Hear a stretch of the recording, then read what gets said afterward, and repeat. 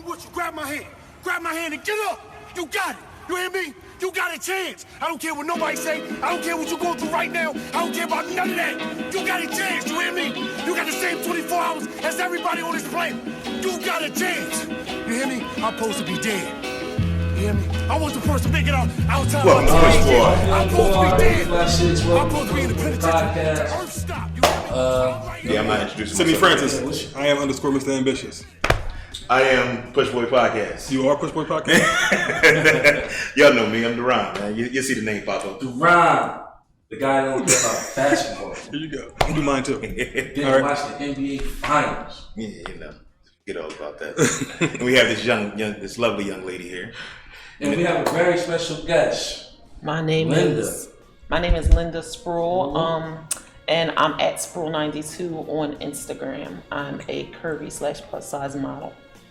Yeah. Curvy / plus size. There you go. Not like that. Is it on? Because I can't hear it. Oh, yeah, it's on. It's on? Okay. Yeah, I got you. Okay, so yeah, I'm a curvy / plus size model. Just got into the industry. I started off with Philadelphia Fashion Week, and from there, sky's the limit. The door's just been opening and opening and opening for me. I've shot with Love Couture. Hold on, before you go in. Okay. Good morning. Good morning, dear. She was ready. She was I was like a rapper. Hey.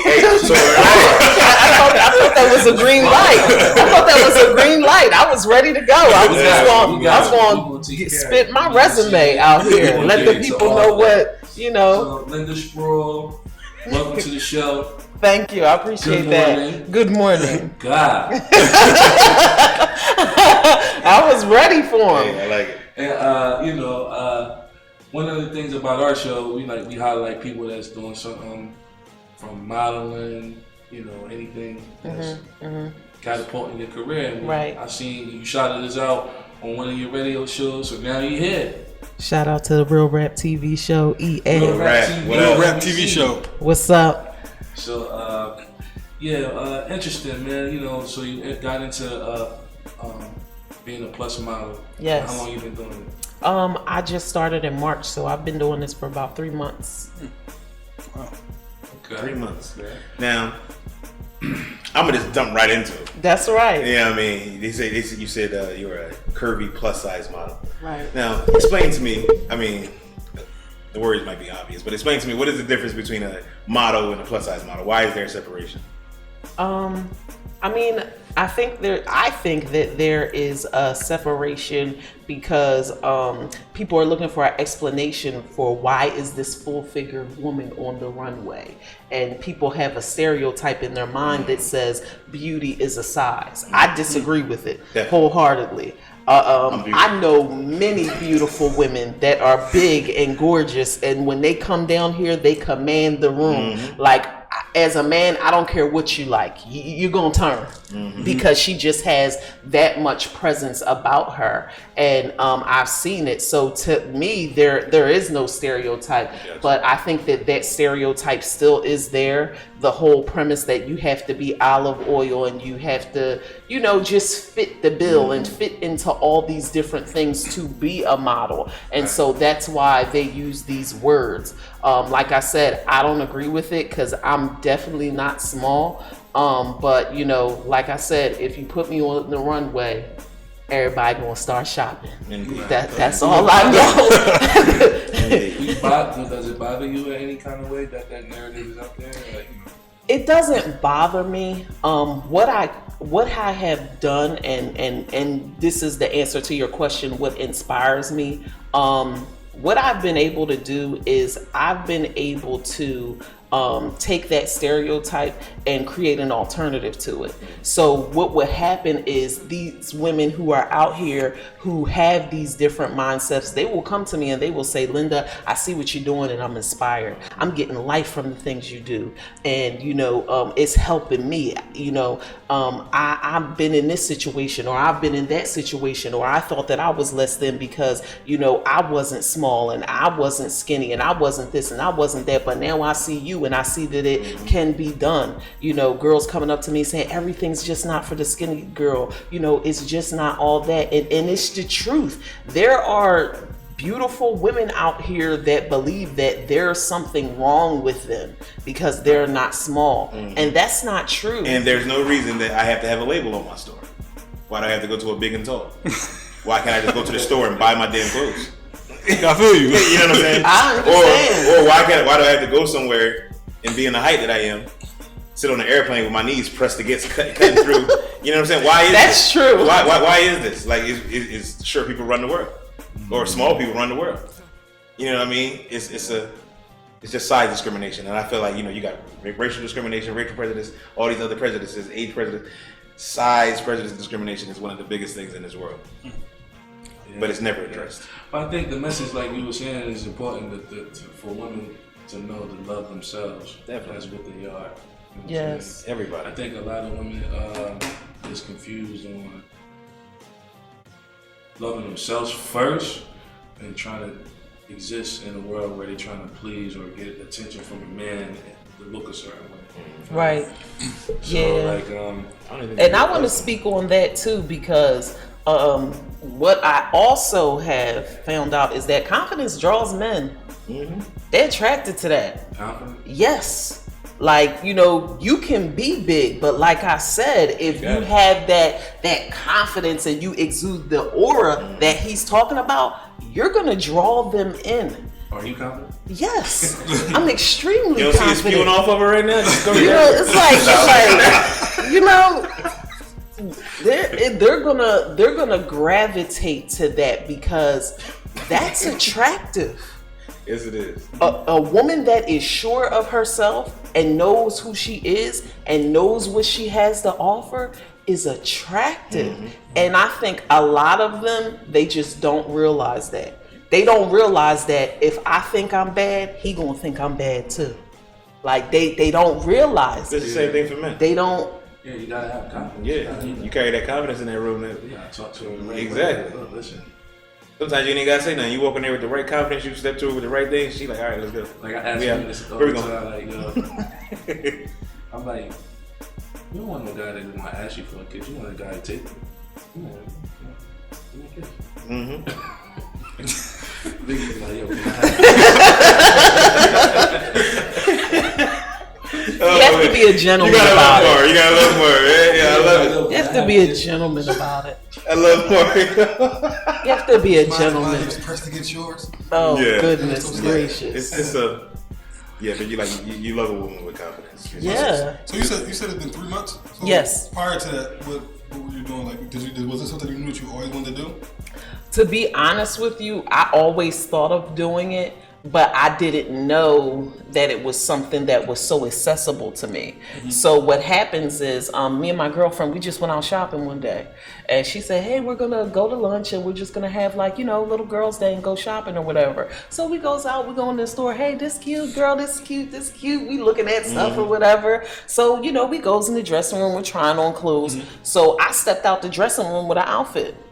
So when I stepped out the dressing room, the CEO of Loving My Curves was walking by, and she was like, whoa, you have a look. The universe works in serious ways. And she was like, you know, you have a look, and, you know, I have this table over here. I'm actually doing a casting call. Would you mind coming over? I was like, sure, I'm here. I mean, why not, right? So I went over there, and they had a runway coach there who was telling us, okay, you know, this is what you have to do. You walk here, you walk there. We'll raise our hand up, come to us. I did it and left. And I didn't think nothing of it, but I got the show. And then when I got that show generated like so much more, because then I got a call back from a designer to do a lookbook, and then somebody else saw my comp card, and somebody else sees this on social media. Now I'm getting a DM, and you know, the wheel just kept Let me turning. ask you about that. How's the DMs? Because I seen the black ones. I was like, damn. Let me get you right first. Hold on. Let me get you right. Boom. Like that. Now relax, chill. Boom. We ain't performing on the mic, you know. Yeah, because I'm not too good with the whole microphone thing. Now you like at a talk show. You know Oh, okay. You said the black ones? She has these black. I don't know if you see her Instagram. I gotta tell you.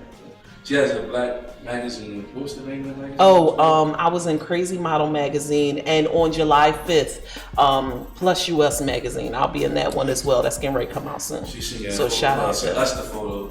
Yes, I will send you the photos. But basically, what happened was there's a photographer by the name of Michael Abanye, and he was looking for models. He said, "Listen, it's going to be a nice day outside on Saturday. I'm looking for somebody to shoot who's interested." So my friend tagged me in it and was like, "Look, this guy's looking for models." I said, "Okay." So I applied for it. He said, "Okay, come to this place at this time." And that's the black dress that he's talking about. That actually belongs to a designer by the name of Sade Azori. So she let me hold or borrow that dress for that shoot. A makeup artist came. She was willing to pitch in. We did the photos. I mean, the wind was right. Everything was right. That dress was blowing in the air. And then I submitted the photos and we got the cover.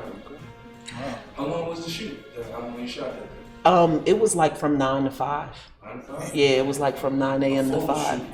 Shoot. Yeah, we did 3 different locations. Yeah, we did 3 different locations. It was like from 9 to 5. I mean, it was well worth it because I've gotten 2 magazines out of it. You know, so because actually the one photo that they shot with me walking, that went into Crazy Model magazine, and then the other headshot that he shot, that went into Plus US. So his photos have been picked up twice.